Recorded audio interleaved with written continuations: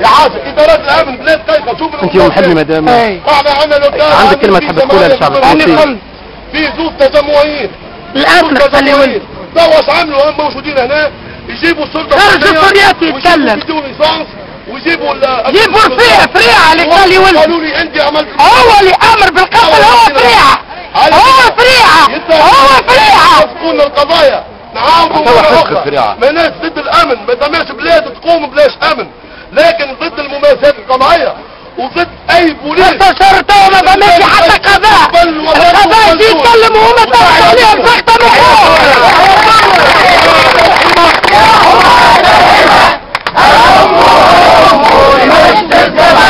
لقد صرخت في عروقنا الدماء نموت ويحيى الوطن إذا الشعب يوما أراد الحياة فلا بد أن يستجيب القدر ولا بد لليل أن ينجلي ولا بد للقيد أن ينكسر حماة الحمى يا حماة الحمى هلموا لمجد الزمن لقد صرخت في عروقنا الدماء نموت ويحيى الوطن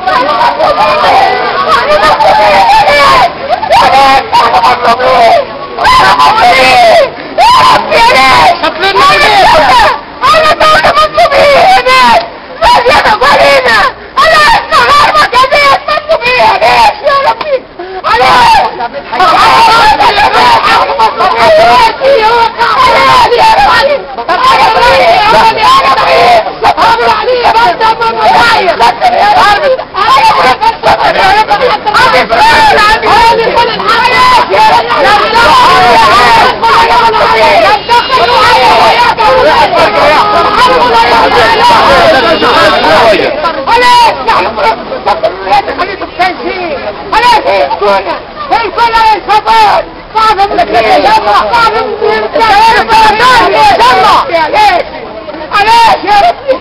علاش يا ربي